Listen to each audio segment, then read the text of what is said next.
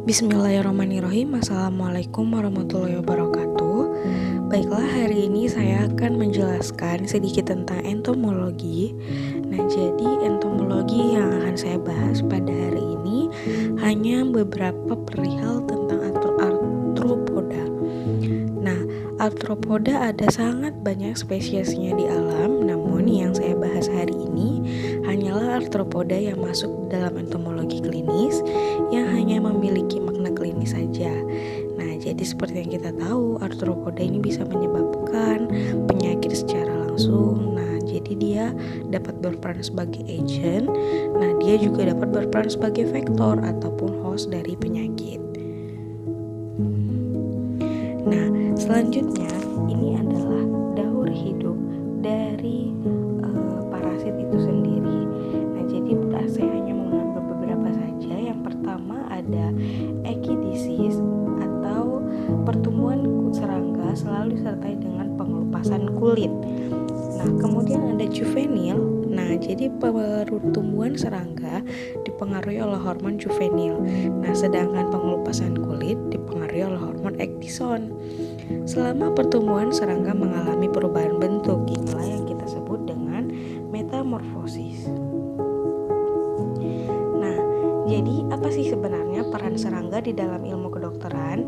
Jadi peran serangga dalam ilmu kedokteran ada beberapa. Yang pertama sebagai penular penyakit ataupun vektor, kemudian sebagai penyebab penyakit ataupun sebagai parasit, kemudian sebagai hospes perantara, kemudian penyebab toksikasi, menyebabkan alergi, kemudian juga bisa menimbulkan entomofobia. Nah, penularan dapat dilakukan secara mekanik maupun biologik. Penularan secara mekanik ini dapat diartikan sebagai penyebab penyakit ditularkan dari penderita ke orang lain dengan perantara bagian luar tubuh serangga. Nah, misalnya telur cacing, kemudian kista protozoa dan bakteri usus yang dapat berpindah dari tinja ke makanan melalui kaki ataupun badan lalat. Nah, kemudian bagaimana dengan penularan secara biologik? Penularan secara biologik dapat diartikan sebagai setelah parasitnya diisap oleh serangga yang menjadi vektor, parasitnya mengalami proses biologik di dalam tubuhnya si vektor. Nah, lebih kurang seperti itu. Nah, selanjutnya kita masuk ke pembahasan mulai dari arthropoda sebagai pilum, kemudian ada beberapa subfila di sini yaitu crustacea, myriapoda, arachnida dan juga hexapoda. Nah, yang pertama adalah kepiting dan udang air tawar. Nah, kepiting dan udang air tawar sendiri merupakan crustacea yang menjadi trematoda paru, yaitu Paragonimus westermani. Nah, kemudian selanjutnya ada gambaran siklus hidup dari Paragonimus di tubuh sehingga menyebabkan paragonimiasis. Nah, nantinya paru-paru yang terinfeksi ataupun yang sudah terkena oleh Paragonimus akan berbentuk seperti gambar di sebelah kanan. Oke, ini adalah gambarannya. Selanjutnya ada myriapoda. Nah, jadi myriapoda ini memiliki dua ordo, yaitu milipoda dan sentipoda. Nah, beberapa jenis milipoda ini mensekresikan toksin. Nah, ini adalah gambar dari milipoda itu. Nah, dia senang mensekresikan toksin dan dia juga senang hidup di tempat yang lembab. Contoh misalnya sepatu. Nah, juga di kasus milipoda ini sering terjadi millipede burn. Nah, ini sering terjadi. Kemudian ada sentipoda. Nah, sentipoda ini salah satunya itu adalah lipan. Nah, jadi lipan ini memiliki beberapa jenis toksin. Nah, umumnya toksin ini ringan, sifatnya ringan, seperti mulai dari nyeri pada daerah yang digigit, mual muntah. Nah, namun bisa berat hingga juga bisa menyebabkan shock anafilaktik. Jadi wajib diwaspadai ya. Kemudian ada mite ataupun tungau. Nah, jadi arachnida ini punya 3 Scorpionidae. Nah, terus kemudian Acarina terbagi lagi dua,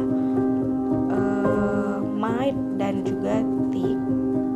Nah, jadi yang pertama saya akan menjelaskan tentang apa sih sebenarnya mite itu. Jadi mite ataupun tungau ini sering menjadi penyebab asma dan juga rinitis alergi. Nah, kemudian juga bisa terkena Sarcoptes cabii. Nah, ataupun klinisnya kita sebut dengan penyakit skabies. Nah, jadi ini masih masuk golongan tungau ataupun mite. Nah, kemudian ada tick. Nah, pasti ini sudah sangat familiar. Tick ataupun yang disebut dengan sengkenit bahasa Indonesianya. Nah, ini menghisap darah hewan. Kemudian dia ini bersifat zoonosis, yaitu dia adalah vektor dari berbagai jenis virus, bakteri, protozoa ke manusia. Nah, kemudian ada arane. Oke, jadi arane ini adalah laba-laba. Nah, jadi laba-laba sendiri juga ada yang tidak menimbulkan bisa, seperti contohnya tarantula. Nah, namun si tarantula ini dapat menyebabkan entomofobia, yaitu fobia terhadap serangga. Nah, kemudian ada juga yang menimbulkan toksin seperti black widow spider. Nah, kemudian Scorpionidae. Nah, seperti sesuai dengan namanya scorpion ataupun kalajengking ini dapat mengeluarkan neurotoksin hingga bisa menyebabkan kematian. Oke, kita next ke hexapoda. Jadi hexapoda adalah subfilat. Nah, ordonya ada yang pertama Anoplura. Jadi Anoplura adalah kutu pada manusia. Contohnya Pediculosis capitis, Pediculosis humanus, kemudian Pityriasis pubis. Nah, ini adalah penyakit-penyakit yang disebabkan oleh kutu pada manusia yang ordonya adalah Anoplura. Kemudian Siponaptera. Siponaptera ini adalah spesies yang menjadi agen. Nah, dan ada juga yang menjadi vektor. Kemudian Hemiptera. Nah, Hemiptera ini adalah bedbugs. Kemudian ada Dictyoptera. Nah, ini adalah kecoak, tentu sangat familiar. Nah, kecoak ini sendiri bisa mencetuskan asma dan juga vektor mekanis dari berbagai penyakit. Nah, dan sudah sangat familiar sekali bahwa kecoak ini juga dapat menyebabkan entomofobia. Kemudian ada Hymenoptera ataupun tawon yang dapat menyebabkan anafilaktik yang menimbulkan kematian pada beberapa kasus. Kemudian ada Coleoptera, salah satunya adalah tomcat. Nah, ini sempat mewabah ya di Indonesia. Nah, salah satunya menyebabkan dermatitis venerata. Nah, mungkin ini saja penjelasan yang dapat saya sampaikan. Lebih dan kurang saya mohon maaf. Kepada Allah saya mohon maaf. Kepada Allah saya mohon ampun. Assalamualaikum warahmatullahi wabarakatuh.